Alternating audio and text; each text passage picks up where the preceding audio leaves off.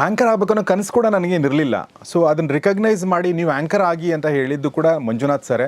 So ಹೀಗಾಗಿ if I am sitting here like this and if I am talking to ನಿಮ್ಮ ಜೊತೆ ಏನೋ ಮಾತಾಡೋಕ್ಕೆ ಸಾಧ್ಯ ಆಗಿದೆ ಅಂದರೆ ಬಿಕಾಸ್ ಆಫ್ ಈ ಒಬ್ಬ ವ್ಯಕ್ತಿ, ಇಲ್ಲಿ ಕೂತ್ಕೊಂಡಿರೋ ವ್ಯಕ್ತಿ. ಹೀಗಾಗಿ always grateful sir. Thank you. ಈ ಕನ್ನಡ ಮತ್ತು ಗ್ರಾಮೀಣ ಮತ್ತು ಬಡತನ ಇದನ್ನು ನ್ಯೂನತೆಗಳು ಅಂದ್ಕೋಬೇಡಿ. ಇದು ಆ್ಯಕ್ಚುಲಿ ಗ್ರೌಂಡ್ ಝೀರೋ. ನಾವು ಝೀರೋ ಇದ್ದೀವಿ. ನಾವು ಬೆಳೆಯೋದಕ್ಕೆ ನಾವು ಎಷ್ಟು ಬೆಳೆದ್ರು, ಒಂದು ಬೆಳೆದ್ರು ಬೆಳೆದಂಗೆ. ಬಟ್ ಅದೇ 90 ಇರೋನು ಬೆಳೆದ್ರೆ ಅವ್ನು 91ಕ್ಕೆ ಹೋಗ್ಬೇಕು. ಬಟ್ ನಾವು ಹಂಗಿಲ್ಲ. ರಿಸೆಪ್ಷನ್ಗೆ ಹೋಗ್ಬಿಟ್ಟು no you have not even publicise this properly. ಮೈಸೂರವ್ರಿಗೆ ಹೆಂಗೆ ಗೊತ್ತಾಗುತ್ತೆ, ಇನ್ನೊಬ್ರಿಗೆ ಹೆಂಗೆ ಗೊತ್ತಾಗುತ್ತೆ, ನಮ್ಗೆ ಗೊತ್ತೇ ಇಲ್ಲ, ನಮ್ಗೆ ಅವಕಾಶ ಕೊಡಿ ಅಂತ ನಿಂತೆ. ಹೋದೆ, ಮಾತಾಡಿದೆ, ಇನ್ನೆಲ್ಲ ಅಪ್ಲಿಕೇಶನ್ ಕಾಯ್ತಾ ಇದ್ದಾರೆ ಇಂಟರ್ವ್ಯೂಗೆ. ಹೋಗ್ಬಿಟ್ಟು ಆಫರ್ ಲೆಟ್ರ್ ತೊಗೊಂಬಂದ್ಬಿಟ್ಟು.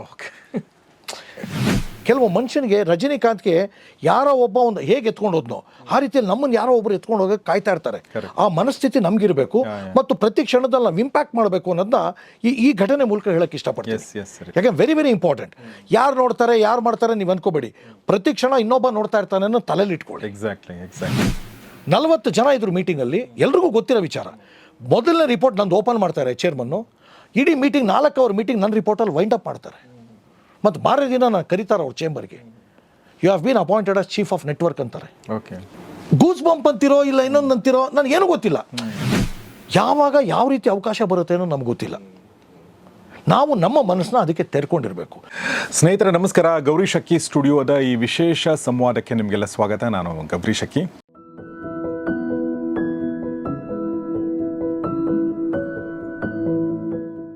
ಸೊ ಇವತ್ತು ಗೌರಿ ಶಕ್ಕಿ ಸ್ಟುಡಿಯೋದಲ್ಲಿ ಕೂತ್ಕೊಂಡು ಮಾತಾಡಬೇಕಾದ್ರೆ ನಾನು ಯಾವಾಗಲೂ ಖುಷಿಯಿಂದ ಸಂಭ್ರಮದಿಂದ ಮಾತಾಡ್ತೀನಿ. ಆ ಕ್ವಾಲಿಟಿ ಈಗಲೂ ನನ್ನ ಹತ್ರ ಇದೆ. ಅದು ಸಣ್ಣ ಒಂದು ನರ್ವಸ್ನೆಸ್ ಕೂಡ ಇದೆ. ಯಾಕೆ ಅಂದರೆ ನಮ್ಮ ಸರ್ ನಮ್ಮ ಸ್ಟುಡಿಯೋಗೆ ಬಂದಿದ್ದಾರೆ. ಸೊ ಅವ್ರನ್ನ ಇಂಟ್ರೊಡ್ಯೂಸ್ ಮಾಡೋಕ್ಕಿಂತ ಮುಂಚೆ ನಾನು ಚಿಕ್ಕದಾಗಿ ನಿಮ್ಗೆ ಹೇಳಬೇಕು ಅಂದರೆ, ನಾನೊಬ್ಬ ಉತ್ತರ ಕರ್ನಾಟಕದ ಕೊಪ್ಪಳ ಜಿಲ್ಲೆ ಒಬ್ಬ ಹುಡುಗ ETV ಕನ್ನಡದಲ್ಲಿ ಜರ್ನಿ ಶುರು ಮಾಡಿ ನಿಮ್ಮೆಲ್ರಿಗೂ ಪರಿಚಯ ಆಗಿ ಒಂದು ಕೆಲಸ ಮಾಡಿದ್ದೀನಿ, ಒಂದು ಪುಟ್ಟ ಸಾಧನೆ ಮಾಡಿದ್ದೀನಿ ಅಂದರೆ ಅದಕ್ಕೆ ಕಾರಣರಾಗಿರುವಂಥ ಕೆಲವು ವ್ಯಕ್ತಿಗಳಲ್ಲಿ ಒಬ್ಬರು ನಮ್ಮ ಸ್ಟುಡಿಯೋಗೆ ಬಂದಿದ್ದಾರೆ. ಅವರು ಬೇರೆ ಯಾರೂ ಅಲ್ಲ, ETV ಕನ್ನಡದಲ್ಲೇ ನಮ್ಮ ಬಾಸ್ ಆಗಿದ್ದರು 2001ರಿಂದ 2005ರವರೆಗೆ. ಮತ್ತು ಅವರು ಆಲ್ ಇಂಡಿಯಾ ಕೋಆರ್ಡಿನೇಟರ್ ಕೂಡ ಆಗಿದ್ದರು ETV ನೆಟ್ವರ್ಕ್ಗೆ. ಅದಾದ ನಂತರ ಅವರು KS ಆಫೀಸರ್ ಆಗಿ ಕೆಲಸ ಮಾಡಿದ್ದಾರೆ 13 ತನಕ. ಅದರ ಮಧ್ಯೆ ಕಸ್ತೂರಿ ನ್ಯೂಸಿಗೆ ಕೆಲಸ ಮಾಡಿದ್ದಾರೆ, ಸಮಯ ನ್ಯೂಸಿಗೆ ಕೆಲಸ ಮಾಡಿದ್ದಾರೆ. ಈಗ ಮತ್ತೊಂದು ಹೊಸ ಸಾಹಸದೊಂದಿಗೆ ನಮ್ಮ ಮುಂದೆ ಬಂದಿದ್ದಾರೆ. ಅವರೇ ನಮ್ಮ ಪ್ರೀತಿಯ KM ಮಂಜುನಾಥ್ ಸರ್ ಅಂತ ನಾವು ಪ್ರೀತಿಯಿಂದ ಕರಿತೀವಿ. ಕೃಷ್ಣರಾಜ M ಮಂಜುನಾಥ್ ಸರ್ ನಮ್ಮೊಂದಿಗಿದ್ದಾರೆ. ಬನ್ನಿ ಅವ್ರನ್ನ ಸ್ವಾಗತ ಸರ್. ನಮಸ್ತೆ. ನಮಸ್ತೆ. ನಮಸ್ತೆ ಸರ್, ಹೇಗಿದ್ದೀರಾ? ಚೆನ್ನಾಗಿದ್ದೀನಿ ಗೌರೀಶಿ. ಬಟ್ ಏನು ತಾವು ಹೇಳ್ತಾ ಇದ್ರಿ ಅಂದರೆ 2000ದಲ್ಲಿ ಭೇಟಿ ಮಾಡಿ ಅವತ್ತು ನೀವೊಬ್ಬ ಆ್ಯಂಕರ್ ಆಗ್ಬೋದು ಅಂತ ಒಂದು ಐಡೆಂಟಿಫೈ ಮಾಡಿ ಇವತ್ತು ನಿಮ್ಮ ಸ್ಟುಡಿಯೋಗೆ ಬಂದು ನಾನು ಮಾತಾಡ್ತಿದ್ದೀನಲ್ಲ, this is what I actually this are all the moments which we have to cherish for ever.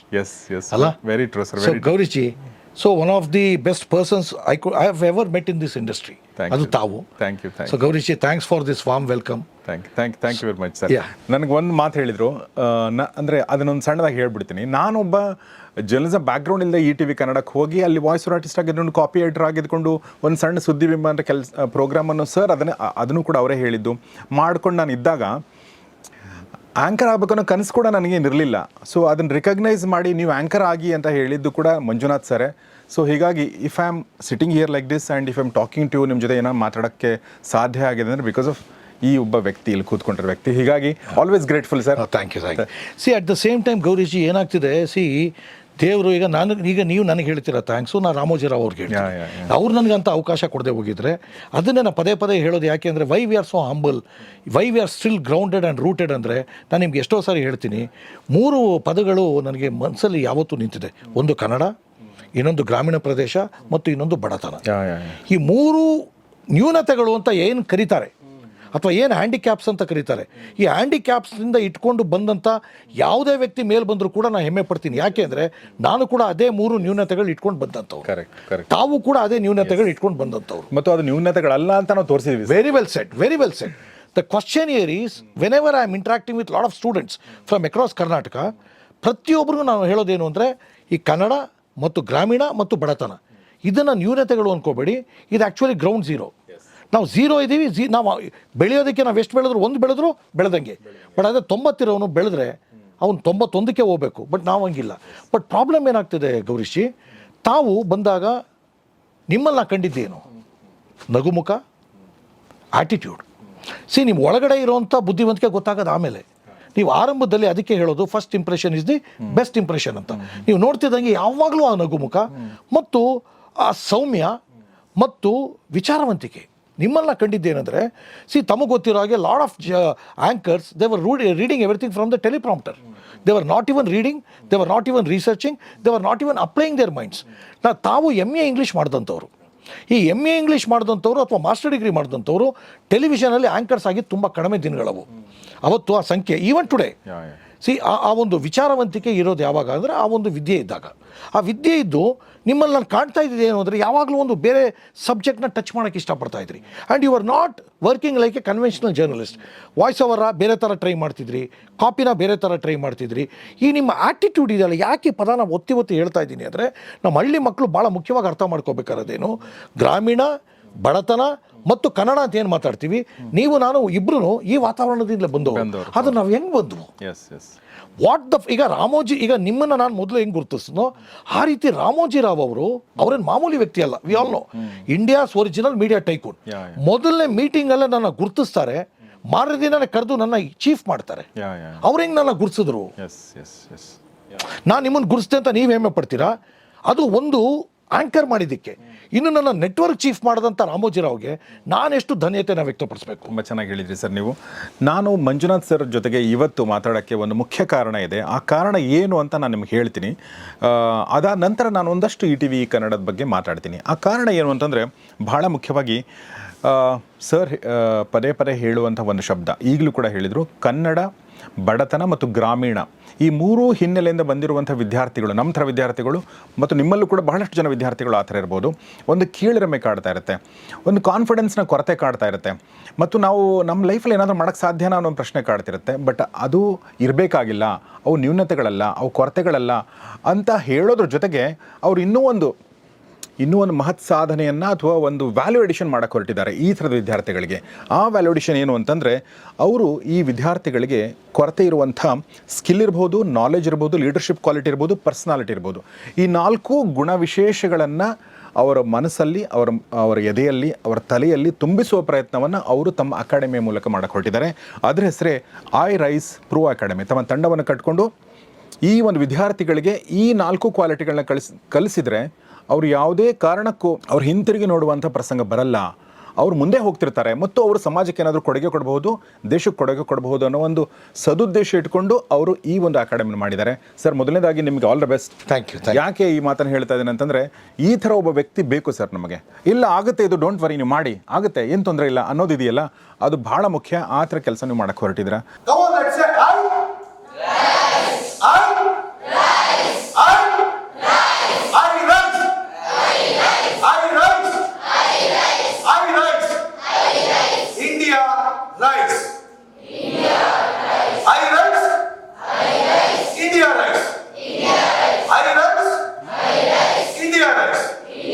So ನಿಮಗೆ ಮತ್ತು ನಿಮ್ಮ ತಂಡಕ್ಕೆ ಮೊದಲನೇದಾಗಿ ಗೌರಿ ಶಕ್ಕಿ ಸ್ಟುಡಿಯೋದ ಎಲ್ಲ ಸ್ನೇಹಿತರ ಪರವಾಗಿ ನಾನು ಆಲ್ ದ ಬೆಸ್ಟ್ ಹೇಳಕ್ಕೆ ಇಷ್ಟಪಡ್ತೀನಿ.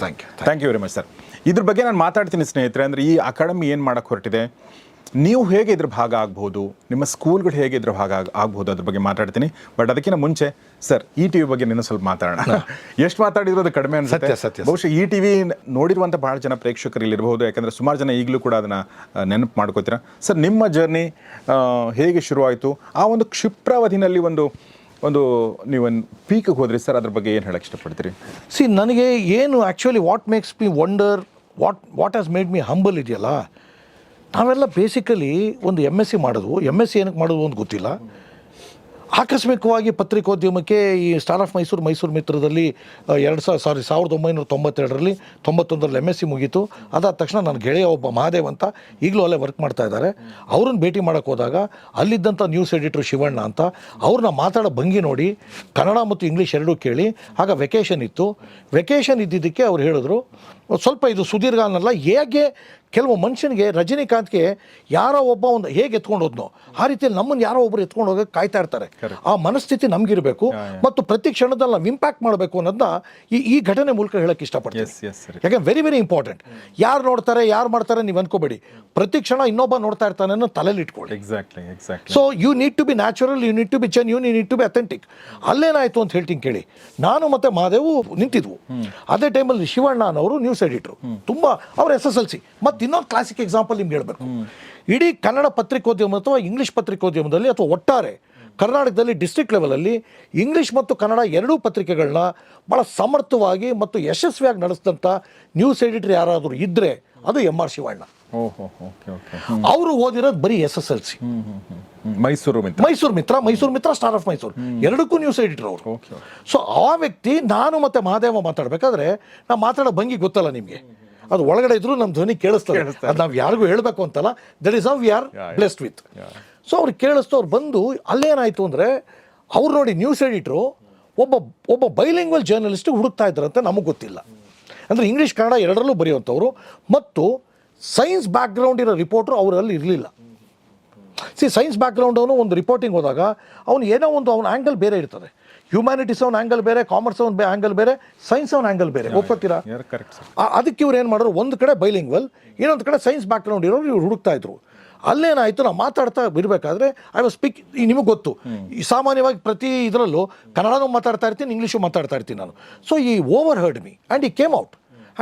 ಮಾಡಿದಾಗ ಯಾರು ನೀವು? ಆಮೇಲೆ ಆ ವ್ಯಕ್ತಿ ಎಂಥ ಜೋವಿಯಲ್ ಅಂದರೆ, ಏನು ಮಾಡ್ತಿದ್ದೀರಿ ಅದು ಇದು ಅಂದರು. ಸರ್ MSc ಮುಗಿಸ್ಬಿಟ್ಟು ಪಾರ್ಟ್ ಟೈಮ್ ಲೆಕ್ಚರ್ ಆಗಿದ್ದೀನಿ. ಈಗೇನು ರಜಾ ಅಲ್ವೇನ್ರಿ, ಈಗೇನು ಕೆಲಸ ಇಲ್ವಲ್ರಿ, ದುಡ್ಡು ಬರುತ್ತನ್ರಿ ಅಂದರು.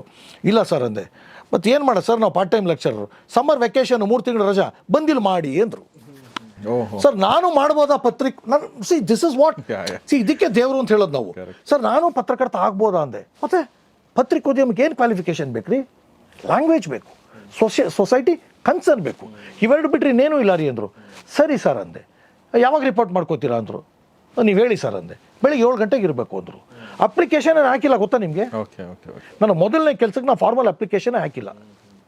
ಸೊ ಅಲ್ಲಿ ಹೋದ್ಮೇಲೆ ಏನಾಯಿತು, ಬೈಲಿಂಗ್ವಲ್ ಜರ್ನಲಿಸ್ಟ್ ಅಂತ ಏನು ಮಾಡಿದ್ರು, ಅಸೈನ್ಮೆಂಟ್ಗಳು ನಂಗೆ ಜಾಸ್ತಿ ಹಾಕಕ್ಕೆ ಸ್ಟಾರ್ಟ್ ಮಾಡಿದ್ರು. ಅದ್ರ ಜೊತೆಗೆ ನನಗೆ ತುಂಬ ಇಂಪ್ಯಾಕ್ಟ್ ಆಗಿದ್ದೇನು ಗೊತ್ತಾ, ಅವಕಾಶಗಳು ಮನುಷ್ಯ ಕೊಟ್ಟಾಗ, ಭಗವಂತ ಕೊಟ್ಟಾಗ ಅವಕಾಶಗಳನ್ನ ನಾವು ದುರುಪಯೋಗ ಅಲ್ಲ ಸದುಪಯೋಗ ಹೆಂಗೆ ಪಡಿಸ್ಕೋಬೋದು ಅಂತ ಒಂದು ಈ ವೆರಿ ಇಂಪಾರ್ಟೆಂಟ್ ಎಕ್ಸಾಂಪಲ್. ನನಗೆ ಆಗ ಏಡ್ಸ್ ಅನ್ನೋದು ಹೊಸ ವಿಚಾರ, ಏಡ್ಸ್ ಅನ್ನೋದು ತುಂಬ ಹರಡ್ತಾ ಇತ್ತು. ಈ ನಮ್ಮ ಶಿವಣ್ಣ ಅವರು ಅವರೇ ಅಸೈನ್ಮೆಂಟ್ ಆಗ್ತಾ ಇದ್ದಿದ್ದು, ನಾನು ಸೈನ್ಸ್ ಆಗಿದ್ದರಿಂದ ಅವ್ರಿಗೆ ಹಬ್ಬ ಆಗೋಯ್ತು. ಅವ್ರೇನು ಮಾಡಿದ್ರು, ಹೆಲ್ತ್ಗೆ ನನ್ನ ಕಳಿಸೋದು. ಡಾಕ್ಟರ್ ರಾಜ್ಕುಮಾರ್ ಮೊದಲನೇ ದಿನ ಅಣ್ಣವ್ರ ಇಂಟರ್ವ್ಯೂ ನನಗೆ ಭಾಗ್ಯ. ಸುಜಾತ ಹೋಟ್ಲಿಗೆ ಬಂದಿದ್ರು. ಇಂಟರ್ವ್ಯೂ ಅಂದರೆ ಯಾರೋ ಒಬ್ಬ ಇನ್ನೊಬ್ಬ ಬರಬೇಕಿತ್ತು, ಅವ್ನು ಲೇಟ್ ಮಾಡ್ದ. ಮಂಜುನಾಥ್ ಹೋಗ್ಬಿಡ್ರಿ ಅಂದರು. ಎಲ್ಲಿಗೆ ಹೋಗಿ? ಅಣ್ಣವರು. ಸೊ ಒಂದೊಂದು ಆ್ಯಂಗಲ್ಲು. ಮತ್ತು ಎರಡನೇ ದಿನ ಏನು ಮಾಡಿದ್ರು, DHO ಹೋಗಿ ಡಿಸ್ಟ್ರಿಕ್ಟ್ ಹೆಲ್ತ್ ಆಫೀಸರ್ ಹೋಗ್ಬಿಟ್ಟು ಏಡ್ಸ್ ಅನ್ನೋದೇನೋ ಹೊಸ ರೋಗ ಅಂತೆ, ತುಂಬ ಹರಡ್ತಾ ಇದೆ. ಬಟ್ ನಾನು MSc ಓದಿದ್ದೆ ಏಡ್ಸ್ ಬಗ್ಗೆ. Test tube baby was a new concept. AIDS was a new concept. Was in the year sir 1991. I finished MSc and MScಲಿ ಗೋಲ್ಡನ್ ಜೂಬಿಲಿ ನಡೆದಾಗ, ಆ golden jubilee zoology got the gold medal. ಅದೇ ಪೂರ್ತಿ incharge ಇದ್ದಿದ್ದು ನಾನು. So ಇದೇನಾಯಿತು ಅಂದರೆ, ನನ್ನ DHO ಹತ್ರ ಕಳಿಸಿದ್ರು. DHO ಹತ್ರ ಕಳಿಸಿದಾಗ ನಮಗೆ ಗೊತ್ತಿಲ್ಲ, ಸುಪ್ತ ಪ್ರತಿಭೆ ಅಂತ ಕರಿತೀವಿ, ನಮಗೆ ಗೊತ್ತಿರಲ್ಲ. ನಾನು ಬರೀ ಝುವಾಲಜಿ ಆ್ಯಂಗಲಲ್ಲಿ ಅವ್ರಿಗೆ ಇಂಟರ್ವ್ಯೂ ಮಾಡ್ತಾ ಹೋದೆ. ಯಾಕೆ ಏಡ್ಸ್ ಬರುತ್ತೆ ಎತ್ತ ಅಂತೆಲ್ಲ. ಅಲ್ಲಿ ಬಂದು ನಾನು ಬರೀಬೇಕಾದ್ರೆ ಯಾವಾಗಲೂ ನಂಗೆ ಮೊದಲಿನ ಒಂದು ಅಭ್ಯಾಸ ಏನಿತ್ತು ಅಂದರೆ, ಇಂಗ್ಲೀಷಲ್ಲಿ ನಾನು ಭಗವಂತನ ಆಶೀರ್ವಾದ ಚೆನ್ನಾಗಿದ್ರು ಕೂಡ ನಾನು ಇವತ್ತು ಲೆಕ್ಕ ಹಾಕೋದು 1, 2, 3 ಅಂತಲೇ. ಮತ್ತು ಯಾವಾಗಲೂ ನಾನು ಯೋಚನೆ ಮಾಡೋದು ಕನ್ನಡದಲ್ಲೇ. ಕನ್ನಡ ಮತ್ತು ಇಂಗ್ಲೀಷ್ ಎರಡರಲ್ಲೂ ಬರೀ ಅಂದರೆ ನಾನು ಫಸ್ಟ್ ಬರೆಯೋದು ಕನ್ನಡದಲ್ಲೇ. ಸೊ ಏನಾಯಿತು ಅಂದರೆ, ಎರಡರಲ್ಲೂ ಆರ್ಟಿಕಲ್ ಬರೀಬೇಕು, ಇಂಗ್ಲೀಷಲ್ಲೂ ಬರೀಬೇಕು, ಕನ್ನಡದಲ್ಲೂ ಬರೀಬೇಕು. ಬಟ್ ನಾನೇನು ಮಾಡಿದೆ, ಬಂದಾಗ 3 ಗಂಟೆ star of Mysore evening edition, ಅದು ಎಡಿಷನ್ ಮುಗಿದೋಗಿತ್ತು. ಇಂಟರ್ವ್ಯೂ ಮುಗಿಸ್ಕೊಂಡು ಬಂದಾಗ ಕನ್ನಡದಲ್ಲಿ ಫಸ್ಟ್ ಬರೀಬೇಕು. ಯಾಕೆ? ಬೆಳಿಗ್ಗೆ ಹೋಗೋದು ಮೈಸೂರು ಮಿತ್ರ. ಆ ಸ್ಟೋರಿ ಬರೀಬೇಕಾದ್ರೆ ಏನಾಯಿತು, ಒಂದು ಹೆಡ್ಲೈನ್ ಕೊಟ್ಟೆ, ಗೌರೀಶ್ಜಿ, ಪತಿ ಶ್ರೀರಾಮನಂತೆ ಸತಿ ಸೀತೆ ಅಂತ ಇರುವುದು ಒಂದೇ ಏಡ್ಸ್ಗಿರುವ ಪರಿಹಾರ ಅಂತ ಕೊಟ್ಟೆ. ನಾನು ಈ ಥರ ಇಲ್ಲೀಗಲ್ ಸೆಕ್ಸ್ ಎಲ್ಲ ಬರೆಯೋಕ್ಕೆ ಹೋಗಲಿಲ್ಲ. ಇದನ್ನು ಬೇರೆ ಆ್ಯಂಗಲಲ್ಲಿ ಕೊಟ್ಟೆ. ನೋಡಿ, ಈಗಲೂ ರೋಮಾಂಚನ ಆಗುತ್ತೆ. ಇದು ನನ್ನ ಮೊದಲನೇ ಆರ್ಟಿಕಲ್. ಇದೇನಾಗೋಯ್ತು, ಆ ಬರೀ ಹೆಡ್ಲೈನಿಂದ Shivanna was a genius news editor.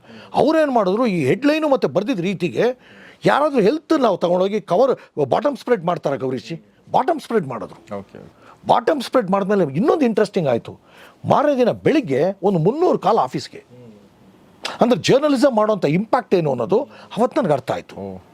AIDS ಅನ್ನೋದು ಇಷ್ಟು ದೊಡ್ಡದ, ಮತ್ತು ಈ ಥರ ಹೆಡ್ಲೈನ್ ಯಾರು ಕೊಟ್ಟಿದ್ದು, ಏಡ್ಸ್ ಅನ್ನೋದು ಇಷ್ಟು ದೊಡ್ಡದ ಅನ್ನೋದ್ರಿಂದ ಪ್ರಶ್ನೆ ಶುರುವಾಗಿ ಈ ಥರ ಹೆಡ್ಲೈನ್ ಯಾರು ಕೊಟ್ಟರು ಅಂತ ಬಂತು. ಅಲ್ಲೇನಾಯಿತು ಅಂದರೆ, ಕೆಳಗಡೆ ಒಂದು ಬೈಲೈನ್ ಇರಲ್ಲ, ಇನ್ಷಿಯಲ್ ಆಗ್ತಿದ್ವು KMM ಅಂತ. KMM. ಅದಾಗಿ ಒಂದು 15 ದಿನಕ್ಕೆ ವೀರಪ್ಪನ್ನು ಚಿದಂಬರನಾಥ್ನ ಕಿಡ್ನಾಪ್ ಮಾಡ್ದ DSPನ. ಅಲ್ಲಿಗೆ ನಾನು ಕಳಿಸ್ಬಿಟ್ರು ಕಾಡು ಒಳಗೆ. ಕಾಡೊಳಗೆ ಹೋಗಿ ವೀರಪ್ಪನ ಕಿಡ್ನಾಪ್ ಮಾಡ್ದ ಆ ಒಂದು 25-30 ದಿನ ಜರ್ನಿ. ಎಲ್ಲ ಸ್ಟೇಟ್ ಜರ್ನಲಿಸ್ಟ್ಗಳು ಬಂದಿದ್ದಾರೆ, ತಮಿಳು, ತೆಲುಗು, ಇಂಗ್ಲೀಷ್ ಎಲ್ಲ.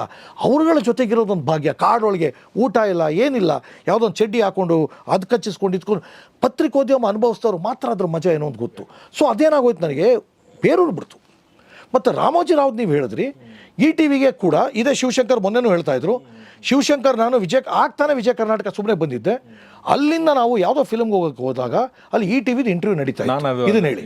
ನಾನು ಅದನ್ನು ಹೇಳ್ತೀನಿ ಸರ್. ಶಿವಶಂಕರ್ ಅಂತ ಸರ್ ಏನು ಹೇಳ್ತಾರೆ, ಅವರು ಕೂಡ ನಮ್ಮ ಇನ್ನೊಬ್ಬ ಬಾಸ್ ಅವರು BV ಶಿವಶಂಕರ್ ಸರ್ ಅಂತ, ಅವರಿಗೆ ಟೈಮ್ಸ್ ಆಫ್ ಇಂಡಿಯಾದಲ್ಲಿ ಜರ್ನಲಿಸ್ಟ್ ಆಗಿ ಕೆಲಸ ಮಾಡ್ತಾ ಇದ್ದಾರೆ. ಸೊ ಅವರು ಮತ್ತು ನೀವು ಮತ್ತು KVN ಸ್ವಾಮಿ ನಮಗೆ ನಮಗೆ ನಾವು ಎನ್ಕೌಂಟರ್ ಮಾಡಿದ್ದು ಈ 3 ಜನರು. ಕರೆಕ್ಟ್. ಸೊ ಮೊನ್ನೆ ನೀವು ಹೇಳ್ತಾ ಇದ್ರಿ ಸರ್, ಅಂದರೆ ನನಗೆ ನಿಮ್ಮ ವ್ಯಕ್ತಿತ್ವ ಹೇಗೆ ಅವಕಾಶಗಳನ್ನ ನಿಮಗೆ ದೊರಕಿಸ್ಕೊಡ್ತು ಅಂತ.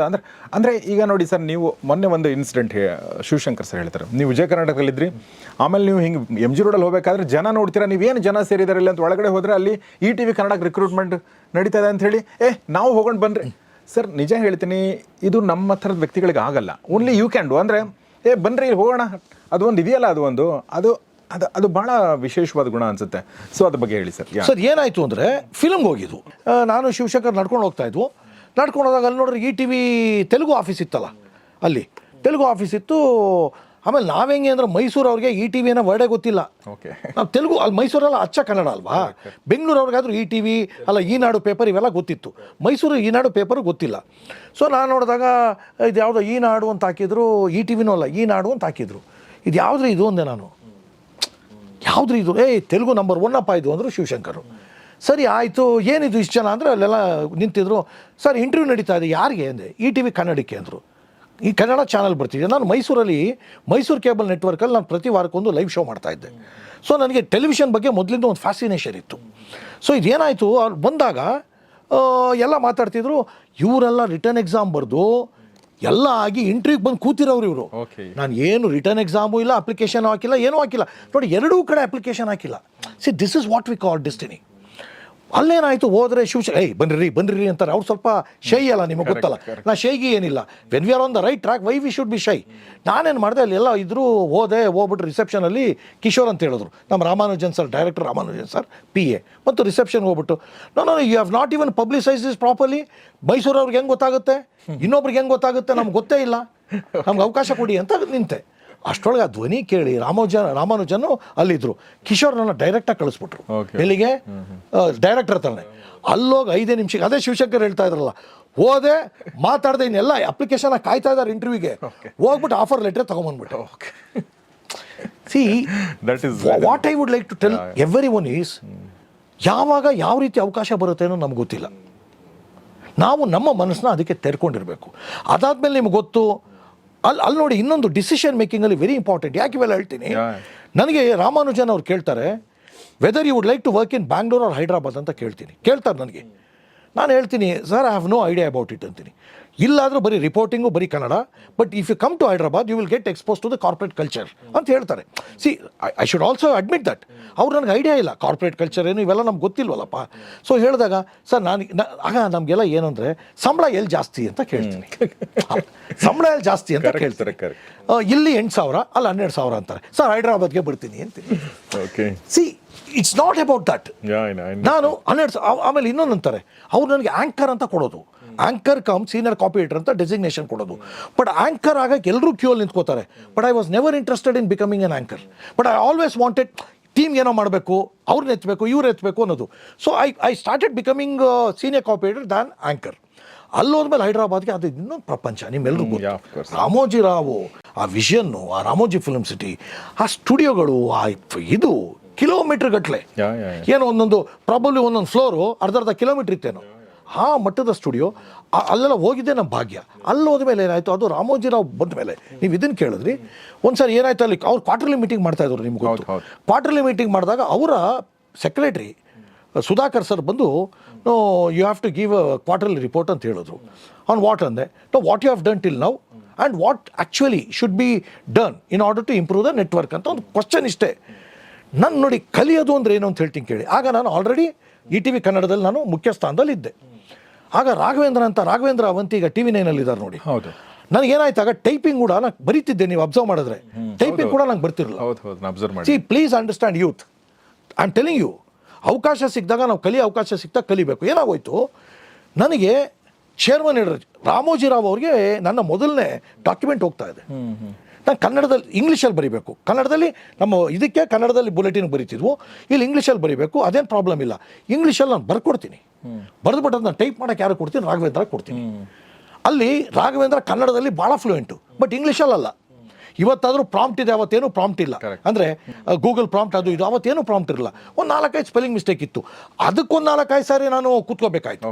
ಚೇರ್ಮನ್ಗೆ ಅರ್ಜೆಂಟ್ ಕಳಿಸ್ಬೇಕು, ನಾನು ಕಳ್ಸೋಕ್ಕಾಗಲಿಲ್ಲ. So that delayed by almost 2 hours. That itself annoyed me. You will not believe. ಇದೇ ಶ್ರೀದೇವಿ ಅವ್ರಿಗೆ ಗೊತ್ತಲ್ಲ, ಅವತ್ತು ರಾತ್ರಿ ಎಲ್ಲರೂ ಬಸ್ಸಲ್ಲಿ ಇಳಿದು ವಾಪಸ್ ಹೋಗ್ತಾ ಇದ್ದೀವಿ ಮನೆಗೆ. ಈ ಥರ ಆಯ್ತು ರೀ, ನನಗೆ ಟೈಪಿಂಗ್ ಬರಲ್ಲ ಕಣ್ರಿ, ಅದರಿಂದ ಒಂದು ದಿನ ಲೇಟ್ ಆಗೋಯ್ತು ರೀ ಅಂತ ನಾನು ಹೇಳ್ತಾ ಇದ್ದೀನಿ. ಇದೇ ಶ್ರೀದೇವಿ ಅವ್ರು ಕೇಳಿ, ಶಿ ಆ್ಯಕ್ಚುಲಿ ಮಾಕ್ಡ್. ಸರ್ ಯಾವುದೇ ಕಾರಣಕ್ಕೆ ನೀವು ಟೈಪಿಂಗ್ ಮಾಡಲ್ಲ ಬಿಡಿ sir, you love writing, handwriting so much, ನೀವು ಟೈಪಿಂಗ್ ಮಾಡಲ್ಲ, ಕಲಿಯೋಕ್ಕಾಗಲ್ಲ ಅಂತಾರೆ. She was very junior to us, but ನಮ್ಮಲ್ಲಿ ಇದ್ದಂಥ ಬಾನೋಮಿ ಹಂಗಿತ್ತು. ಇದನ್ನು ಹೇಳಿದಾಗ ನಾನೇನು ಮಾಡ್ತೀನಿ, ಎಲ್ಲರೂ ಹುಡುಗರಿದ್ರು, ಸ್ವಾಮಿ ಇದ್ರು, ಎಲ್ಲರೂ ಇದ್ರು, ಅವ್ರು ಯಾರಿಗೂ ಗೊತ್ತಿಲ್ಲ ನಾನು ಟೈಪ್ ಮಾಡಬಲ್ಲೆ ಅನ್ನೋದು ಅವ್ರಿಗೆ ಐಡಿಯಾ ಇಲ್ಲ, ಅಂದರೆ ಮಾಡ್ತಿರಲಿಲ್ಲ ಅಲ್ಲಿವರೆಗೂ.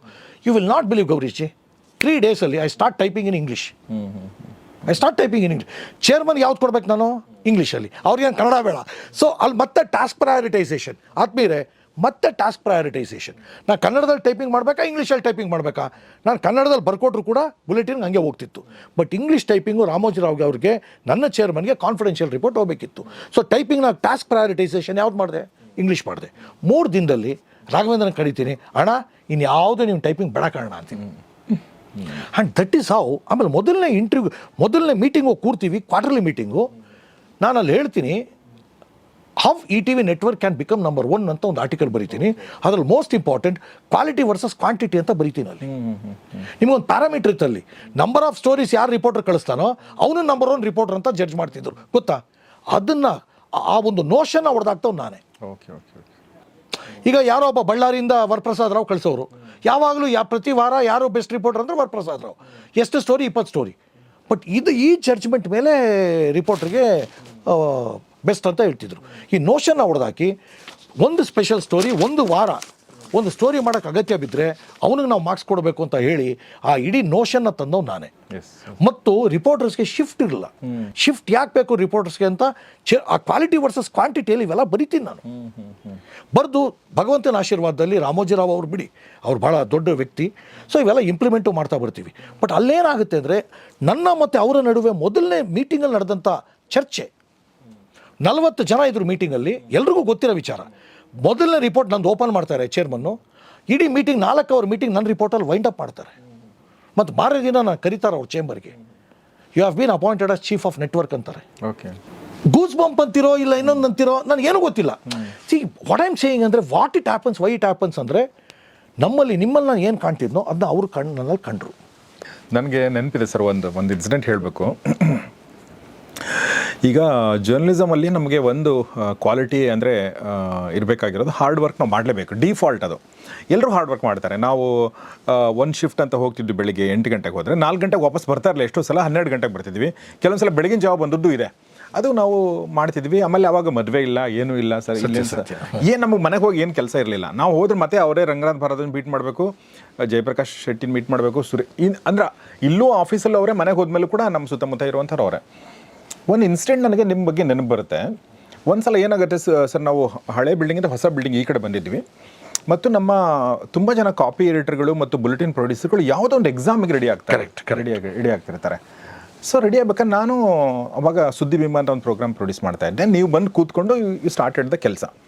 ಆಮೇಲೆ ನಾನು ಇಲ್ಲ ಇವ್ನು ಕೆಲಸ ಮಾಡ್ತಿದ್ರಿ, ನನಗೆ ಹೇಳಿದರು, ಒಬ್ರು ಹೇಳಿದರು, ಇಲ್ಲ ಸರು ಎಲ್ರಿಗೂ ರಜಾ ಕೊಟ್ಟಿದ್ದಾರೆ ಅಂತಂದರು. ಅಂದರೆ ಸುರೇಶ್ ಅವ್ರಿಗೆ, ಸಿದ್ದು ಕಾಳಜಿ ಅವ್ರಿಗೆ, ಸುರೇಶ್ ಎಮ್ಮಾರ್ಗೆ, ಆಮೇಲೆ ವಾಗೀಶ್ಗೆ, ಎಲ್ರಿಗೂ ರಜೆ ಕೊಟ್ಟಿದ್ದಾರೆ. ಬಿಕಾಸ್ ಅವರು ಏನೋ ಒಂದು ಎಕ್ಸಾಮ್ ಪ್ರಿಪೇರ್. ಮತ್ತು ಯಾರು ಬುಲೆಟಿನ್ ಪ್ರೊಡ್ಯೂಸ್ ಮಾಡ್ತಾರೆ ಅಂದರೆ ಮಂಜುನಾಥ್ ಸರ್ ಮಾಡ್ತಾರೆ. ಯಾವಾಗಿಂದ ಮಾಡ್ತಾರೆ ಅಂತ ಗೊತ್ತಾಯ್ತು ನನಗೆ, ನಿನ್ನೆಯಿಂದ ಮಾಡ್ತಾರೆ ಅಂಥೇಳಿ. 24 ಗಂಟೆಯಿಂದ ಮಾಡ್ತಾರೆ ಅಂತ ಗೊತ್ತಾಯಿತು. ಆಮೇಲೆ ನಂಗೆ ಗೊತ್ತಾಗಿದ್ದೇನೆಂದರೆ ಸರ್, ನೀನು 48 ಗಂಟೆಗಳ ಕಾಲ ಯು ವರ್ಕ್ ದೇರ್ 3 ದಿನ. ಹೌ ಕ್ಯಾನ್, ನನಗದು ಆಶ್ಚರ್ಯ ಆಯಿತು. ಅಂದರೆ ಆಶ್ಚರ್ಯ ಅಲ್ಲ, ದಿಗ್ಭ್ರಮೆ ಆ್ಯಕ್ಚುಲಿ ಹೇಳ್ಬೇಕಂದ್ರೆ. 3 ದಿನ ಕಂಟಿನ್ಯೂಸ್ ಆಗಿ ಅವರು ಬುಲೆಟಿನ್ ಪ್ರೊಡ್ಯೂಸ್ ಮಾಡ್ತಾಯಿದ್ರು ಮಂಜುನಾಥ್ ಸರ್. ಆಮೇಲೆ ನಾನು ಸ್ವಾಮಿ ಸರ್ಗೆ ಹೇಳಿದೆ, ಸರ್ ಹೆಂಗೆ ಸರ್ ಇದು ಹೆಂಗೆ ಮಾಡಿದಿವ್ರು ಅಂತ ಹೇಳಿ. ಆಮೇಲೆ ಅವ್ರನ್ನ ಹೇಳಿದರು, ಈ ಗೌರೀಶ್ ನಿಮ್ಗೆ ಗೊತ್ತಿಲ್ಲ, ಆ ಬುಲೆಟಿನ್ ಮುಗಿಸ್ಕೊಂಡು ಮನೆಗೆ ಹೋಗ್ಬೇಕಾದ್ರೆ ರಾಮೋಜಿರಾವ್ ಆಫೀಸಿಂದ ಅವ್ರಿಗೆ ಕಾಲ್ ಬರುತ್ತೆ, ಅವ್ರು ಮನೆಗೆ ಹೋಗಿಲ್ಲ ಮತ್ತೆ ಆಫೀಸ್ಗೆ ಹೋಗಿದ್ದಾರೆ ಅಂತ.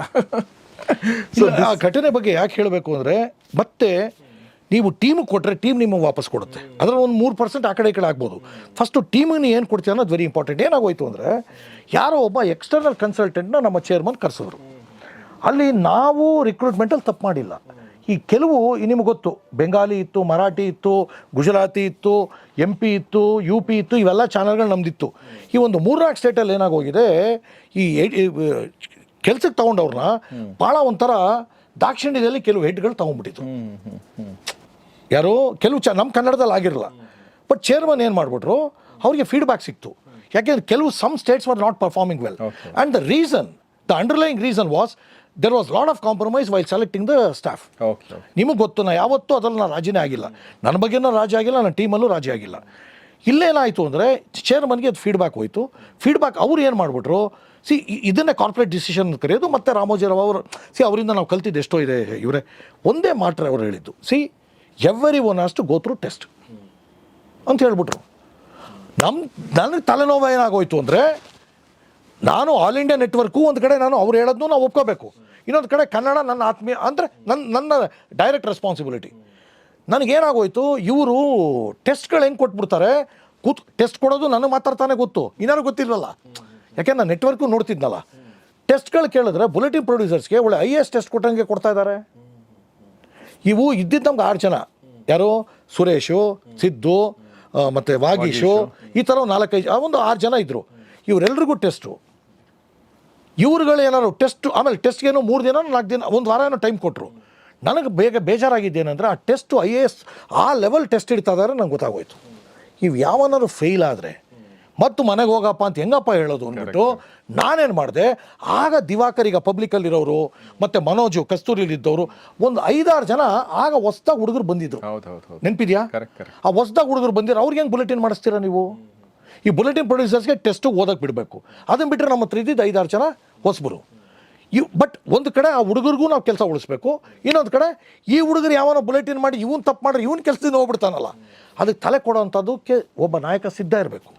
ನಾನೇನು ಮಾಡಿದೆ, ಇದೇ ದಿವಾಕರು, ಮನೋಜು, ಇನ್ನೊಂದು 4-5 ಜನ, ಒಂದು 5-6 ಜನ ಇದ್ದರು. ಅವ್ರನ್ನ ಇಟ್ಕೊಂಡು ನಾನೇನು ಮಾಡಿದೆ, 72 hours ಕಂಟಿನ್ಯೂಸ್ ಆಗಿ ಇಡೀ ನ್ಯೂಸು, ಅಂದರೆ ಹೆಚ್ಚು ದಿನಕ್ಕೆ 4 ಅರ್ಧ ಗಂಟೆ ಬುಲೆಟಿನ್ನು, ಮತ್ತು ಹೆಚ್ಚು ಕಡಿಮೆ 12-5 ನಿಮಿಷದ ಬುಲೆಟಿನ್ನು ಮತ್ತು ಸುದ್ದಿಬಿಂಬ, ಹೆಚ್ಚು ಕಡಿಮೆ ಇಷ್ಟನ್ನು 72 ಗಂಟೆಗಳ ಕಾಲ ಕಂಟಿನ್ಯೂಸ್ ಆಗಿ ನಾನೇ ಕೂತಿದ್ದೀನಿ, ನಾನೇ ಬರೆದಿದ್ದೀನಿ, ನಾನೇ ಬರೆಸಿದ್ದೀನಿ, ನಾನೇ ಹ್ಯಾಂಡ್ಲ್ ಮಾಡಿದ್ದೀನಿ. ನಾನು ಹೇಳ್ತೀನಿ, ಅವತ್ತು ಮುಗಿದು ಇವರೆಲ್ಲ ಎಕ್ಸಾಮ್ ಮುಗಿಸ್ಕೊಂಡು ಮಾರನೇ ದಿನ ಬರ್ತಾರೆ. ಯಾರು ಇವರೆಲ್ಲ ಬುಲೆಟಿನ್ ಪ್ರೊಡ್ಯೂಸರ್ಸು. ಶಿಫ್ಟ್ ಹಾಕಿರ್ತೀನಿ. ಅವರೆಲ್ಲರಿಗೂ ಕುತೂಹಲ ಏನು ಗೊತ್ತಾ, PCR ಕೂತಿದ್ದೀನಿ ನಾನು. PCR ಅಂದರೆ ಪ್ರೊಡಕ್ಷನ್ ಕಂಟ್ರೋಲ್ ರೂಮ್. ನ್ಯೂಸ್ ಎಲ್ಲೆಲ್ಲಿ ಲೈವ್ ಬರುತ್ತೋ ಅದು ಹೋಗೋದು ಅಲ್ಲಿಂದಲೇ. ರವಿಕುಮಾರ್ ಇದೆ ನಮ್ಮ ನ್ಯೂಸ್ ಫಸ್ಟ್ ಓನರು. ಅವರೆಲ್ಲರಿಗೂ ಕುತೂಹಲ, ಅವರೆಲ್ಲರೂ ಕಾಯ್ತಿರೋದೇ ಒಂದಾದರೂ ತಪ್ಪು ಮಾಡಲಿ ಅಂತ.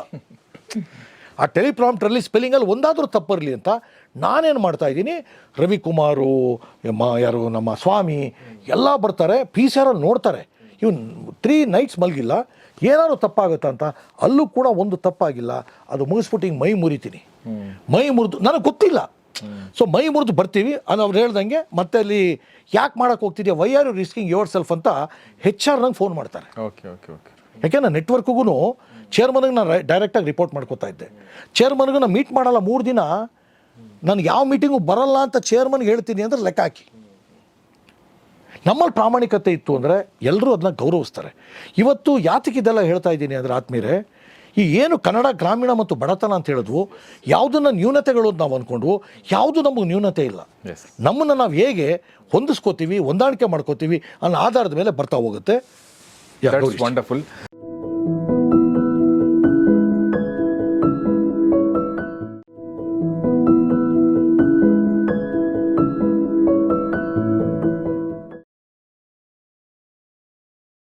ಈಗ ದೇವೇಗೌಡರದ್ದು ತಗೊಳ್ಳೋಣ, ಕನ್ನಡ ಗ್ರಾಮೀಣ ಮತ್ತು ಬಡತನ. ಅವ್ರು PM ಆಗ್ಲಿಲ್ವಾ? ನರೇಂದ್ರ ಮೋದಿ ಗುಜರಾತಿ ಗ್ರಾಮೀಣ ಮತ್ತು ಬಡತನ ಆಗ್ಲಿಲ್ವಾ PM? ಏನು ಯಾಕಿಂಗ್ ಎಲ್ಲ ಆದ್ರು?